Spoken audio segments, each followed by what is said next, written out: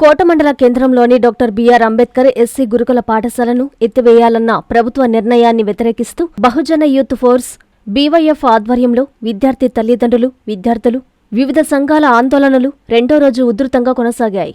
గురుకుల విద్యార్థులు, వారి తల్లిదండ్రులు పెద్ద సంఖ్యలో గురుకులం ఎదుట చేరుకొని ప్రభుత్వానికి వ్యతిరేకంగా నినాదాలు చేశారు. పాఠశాలను యథాతథంగా కొనసాగించాలని డిమాండ్ చేశారు. ఈ సందర్భంగా పలువురు తల్లిదండ్రులు భావోద్వేగానికి లోనై కన్నీరు పెట్టుకున్నారు. అకస్మాత్తుగా గురుకులాన్ని మూసివేయడంతో మా పిల్లల భవిష్యత్తు ఏమవుతుందో తెలియడం లేదని ఆవేదన వ్యక్తం చేశారు. ఈ నిరసన కార్యక్రమంలో పాల్గొన్న బహుజన యూత్ ఫోర్స్ నాయకులు, తల్లిదండ్రులు మాట్లాడుతూ ప్రభుత్వం దళిత విద్యా హక్కులను కాలరాసే ప్రయత్నం చేస్తుందని ఆరోపించారు. దళిత విద్యా హక్కులను కాలరాస్తే పోరాటాన్ని మరింత ఉధృతం చేస్తామని హెచ్చరించారు.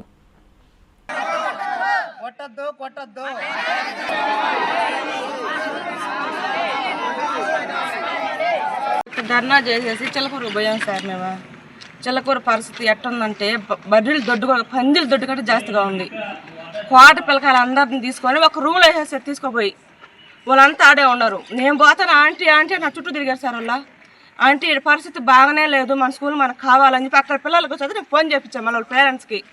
రేపు రాండమ్మ దయచేసి పిల్లల పరిస్థితి బాగాలేదా అని. కరెంట్ లేకుండా అక్కడే ఉన్నారంట, చీకట్లోనే ఉన్నారంట. వాళ్ళు అన్నం కూడా అలవాటిస్తున్నారంట. కోటే బాగుంది మనకి, వరదా తెచ్చి మనల్ని ఇక్కడ వేసేసారు. కేవలం 29 మంది పిల్లలు ఉన్నారు మన కోట పిల్లకాయలు. అక్కడ కొర పిల్లకాయలు అందరూ ఏడున్నారు, అందరూ వాకాలంటే పరిస్థితి ఏంది? తిండి అంటే ఎట్ట కూడా జరుగుతుంది. మళ్ళీ లెట్రిన్ బాత్రూమ్ వర్షాకాలం వచ్చేది పిల్లల పరిస్థితే.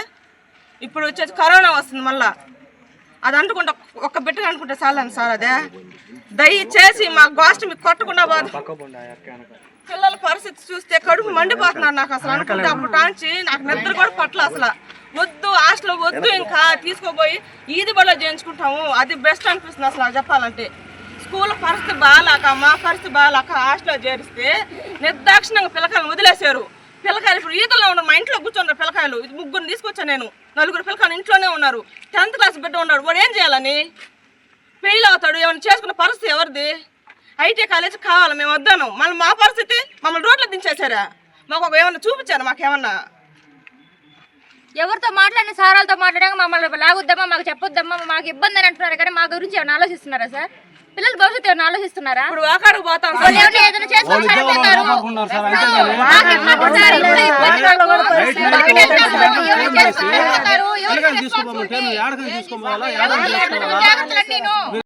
మాది కృష్ణారెడ్డిపల్లి, సైదాపురం మండలం. నేను గత 2008 సంవత్సరంలో కోట ఇక్కడే చదివాము. మా పిల్లవాడిని కొత్తగా ఈ సంవత్సరం ఇక్కడ జాయిన్ చేయించాము. నా పిల్లవాడే కదా ఇక్కడికి వచ్చినటువంటి ప్రతి తల్లిదండ్రుల పిల్లలు ఇక్కడ జాయిన్ చేయించాము. ఈ ప్రభుత్వం చేస్తున్నటువంటి ఈ తీరుపై మేము చాలా తీవ్రంగా ఖండిస్తున్నాము. ఎందుకంటే మా పిల్లల్ని ఎన్నో ఆశలతో పెట్టుకొని ఇక్కడ జాయిన్ చేయించి ఇలా చేసిన దానివల్ల మాకు ఒకరోజు ఫోన్ చేసి సడన్గా రేపు మీ పిల్లల్ని తీసుకోపోవాలని ఇన్ఫామ్ చేశారు. మాకు కనీసం నెల ముందు కూడా కౌన్సిలింగ్ జరిగింది కదా, కౌన్సిలింగ్లో కూడా ఇదిగో మాకు ఎటువంటి ఇంటిమేషన్ మాకు ఇవ్వలేదు. మేము ఇప్పుడు మా పిల్లల్ని తీసుకొని ఇంట్లోకి వెళ్ళాము. ఈ టైంలో చదువుకోవాల్సిన టైంలో పిల్లల్ని ఇంట్లో పెట్టుకొని మేము చాలా వేదనతో, చాలా కుమిలిపోతా పనులు మానేసుకొని ఇక్కడ మేము చాలా విధితో చాలా ఇబ్బందులు పడుతూ ఇక్కడికి వచ్చినటువంటి తల్లిదండ్రులు చాలా బాధలు పడుతున్నారు. కాబట్టి రాష్ట్ర ప్రభుత్వం దీన్ని స్పందించి మేము దీని వరకు ఈ స్కూల్ని మేము ఇట్టి పరిస్థితిలో కూడా దీన్ని మేము వదులుకోలేము, మా స్కూల్ మాకు కావాలి అనే నినాదాలతో మేము దీన్ని ఎంత దూరమైనా వెళ్ళి మేము పోరాడతాము. వచ్చాను. మా బిడ్డని మేము స్కూల్ పని చేసుకొని ఏదో చదివించుకుందామని చెప్పి ఈ స్కూల్కి వస్తే మమ్మల్ని నిర్దాక్షిణ్యంగా తరిమేశారు. మాకు ఏదైనా మీటింగ్ పెట్టి ఈ విధంగా జరుగుతుంది అని ఏం చేయలేదు. ఎందుకు ఎత్తేస్తారు? ఈ స్కూల్ ఎత్తేయడం కాదు, ఇంకా 2-3 స్కూల్ కొట్టినా కూడా మా దళితులు చదువుకునేదానికి అవకాశం ఇవ్వాలి. ఈ స్కూల్ చేసేదానికి అవకాశమే లేదు అసలు. మేము ఇప్పుడు కాదు, ఎన్ని రోజులకైనా సరే, నెల రోజులైనా సరే మేము ఇక్కడే ఉండి నిరాహార దీక్ష చేసైనా మేము పోరాడతాం. ఎత్తేస్తే మాత్రం మేము ఆత్మహత్య చేసుకునే దానికైనా మరి వెనకాడ చెప్తున్నాం. ఎందుకంటే ఈ స్కూల్ మాకు అవసరం. ఎందుకంటే ఇప్పుడు ప్రైవేట్ స్కూల్లో పోవాలంటే 20,000-30,000 మేము ఫీజు కట్టలేకపోతున్నాం. ఇప్పుడు మా అగ్రహారంలో కట్ట మీద రావాలంటే పడిపోతున్నాం.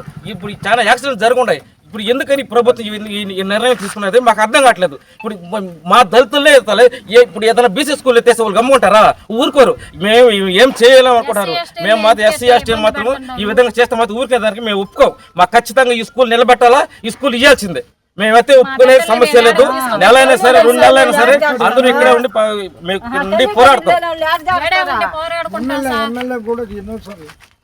మేము ఎమ్మెల్యే కూడా చెప్పాము, ఆయన కూడా స్పందిస్తే బాగుంటుంది. ఎందుకంటే మేము ఓట్లేసి ఎన్నుకున్నాం, ఆయన కూడా ఆయన ఇప్పుడు మాకు స్పందించట్లేదు. ఎందుకంటే ఆయన సంతకం లేనిది ఇది జరగదు, ఆయన ప్రమేయం లేనిది జరగదు. ఇప్పుడు ప్రభుత్వం ప్రమేయం లేనిది ఎవరు దీన్ని పంపించరు. ఎందుకంటే ఆయన కూడా జోక్యం చేసుకుని ఈ స్కూల్ నిలబెట్టాలి. ఎందుకంటే ఇప్పుడు వచ్చే పంచాయతీ ఎన్నికల్లో కూడా మాత్రం ఇప్పుడు మేము ఆయన గెలిపించాలంటే మాకు ఈ స్కూల్ నిలబెడితేనే మేము ఆయన గెలిపిస్తాం. మీరు దీన్ని మాకు ఎమ్మెల్యే గారు కూడా దయ ఉంచి సహకరించి ఈ స్కూల్ నిలబెట్టాల్సిందిగా ప్రార్థిస్తున్నాం. ఈ అందరి మాట మాదే.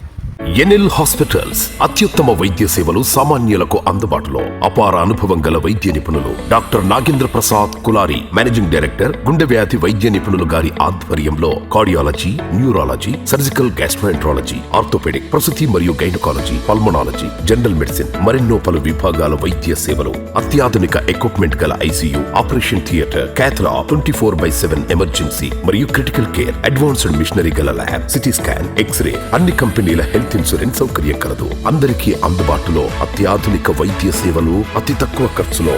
ఎన్ఎల్ హాస్పిటల్స్, పివిఆర్ కళ్యాణ మండపం ఎదురుగా, అన్నమయ్య సర్కిల్ దగ్గర, మాగుంట లేఅవుట్, నెల్లూరు.